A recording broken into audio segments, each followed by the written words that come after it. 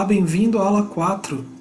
A gente vai falar então hoje sobre baralho cigano, o que é o baralho cigano, como identificar o que é baralho cigano comparado a vários outros oráculos que nós temos, vários outros baralhos que nós temos por aí na venda no mercado.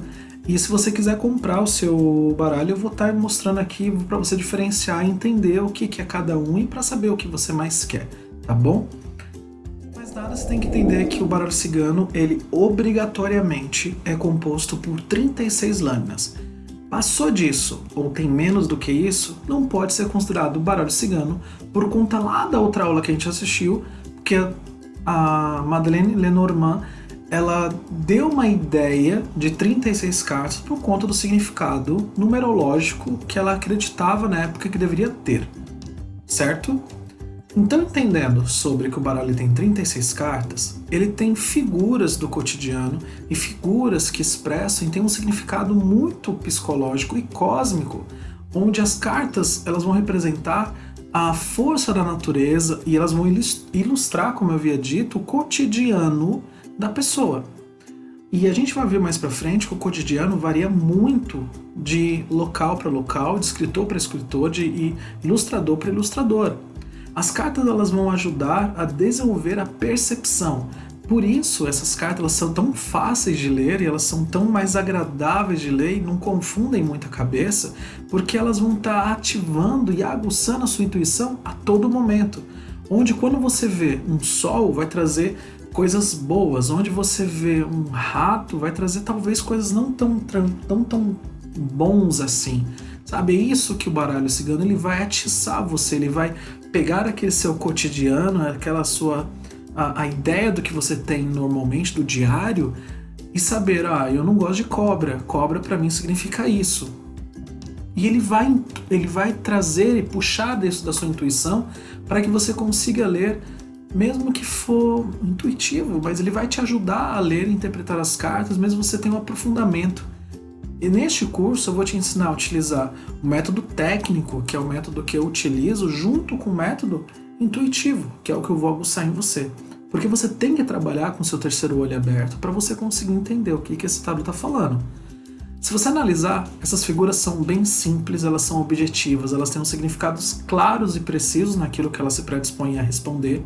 Elas não vão deixar dúvidas e nem vão tentar levantar questões para que você fique, vou jogar de novo para saber.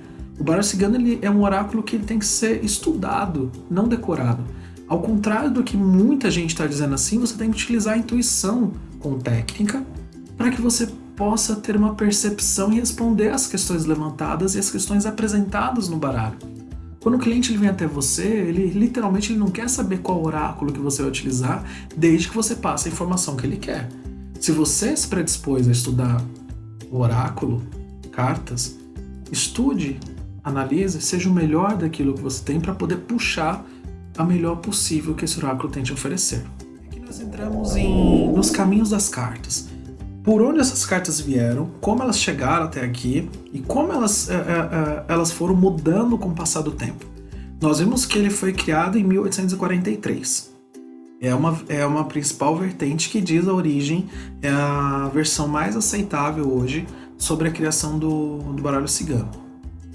Se em 1843 foi criado, ele tinha a ideia na época de pegar o cotidiano da pessoa.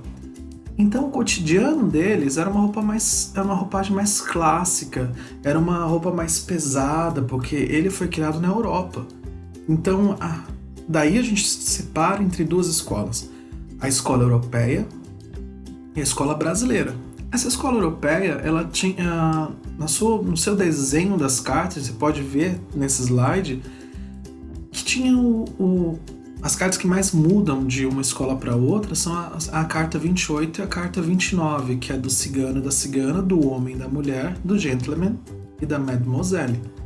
Essas cartas elas mudaram muito com o passar do tempo e principalmente no local onde chegou. Quando esse oráculo chegou até nós, houve-se a necessidade de alterar, porque quando você olhava essa senhora, você não reconhecia uma mulher daqui vestida daquele jeito. E até mesmo hoje, lá, você também não vê as mulheres vestidas desse jeito. Então houve-se adaptação, houve-se a evolução desse oráculo, como todos os oráculos têm que evoluir. Diferentemente do tarô, que ele continua mantendo muito arcaico, muito padrão nos clássicos que ele tem. Se você altera alguma coisa, sempre tem um mimimi danado. No baralho cigano é muito mais aceitável porque foi criado para o povo, do povo e literalmente para o povo trabalhar. Daí nós temos então a diferença de um baralho para outro.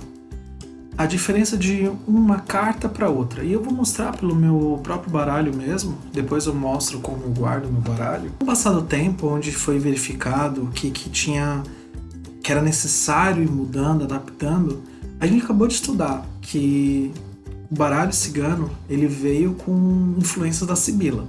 Sibila, eu vou deixar a imagem para você aqui ou ali, vai estar aparecendo para você a imagem da Sibila, onde ela pegava muito da ideia do baralho tradicional. Juntando o baralho tradicional com o novo, que é o baralho cigano, que foi criado, ele começou a utilizar muito a ideia de se manter ainda este desenho muito clássico. Vou pegar o mouse aqui, que são os naipes. Com o passar do tempo, quando se criaram os outros baralhos, a influência desses naipes foram caindo.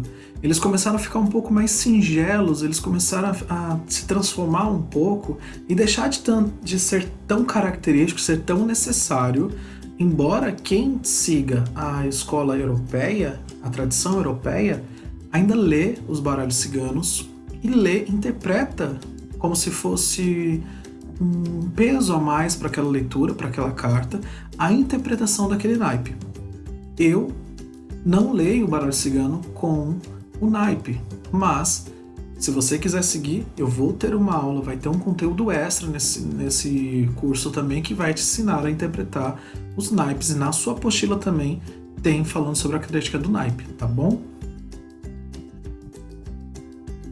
Quando chegou para ser o tarô cigano por conta de uma tribo cósmica, era um grupo de pessoas esotéricos que eles deixaram de utilizar o naipe.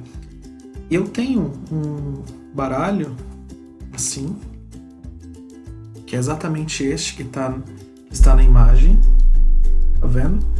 Exatamente este. E eles deixaram de utilizar. Você pode ver na própria carta dele que você não tem nenhuma menção dos naipes. Diferente do outro, que você tem ainda uma imagem do naipe, mesmo que seja singelo, tá vendo? Aqui você vê o naipe, vê a carta, e já tem na outra, onde eles já atualizaram a vestimenta da pessoa, da cigana, a pessoa representada aqui, no caso a mulher, onde você não vê mais a vestimenta do povo cigano. E é isso que eu tenho explicado para vocês com passado tempo. Alguns escritores, alguns autores, alguns ilustradores decidiram não utilizar os naipes. Por exemplo, neste baralho que eu tenho de cartas maiores, você pode ver a diferença da carta de tamanho. O autor decidiu não colocar nenhum naipe. Estes são baralhos que eu utilizo em trabalho. Esses são os baralhos que eu utilizo no meu dia a dia. E você vê que ele não tem essa referência. Um outro baralho cigano, o tarô do cigano, que foi criado por um grupo de Umbanda, que teve a entidade cigana, rainha cigana, que veio e alteraram algumas cartas, que eu até coloco aqui, que esse aqui é o último daí, que ele alterou a informação, que alterou algumas cartas, foram alteradas algumas cartas ali. Algumas cartas perderam algum significado, outras cartas perderam outros significados.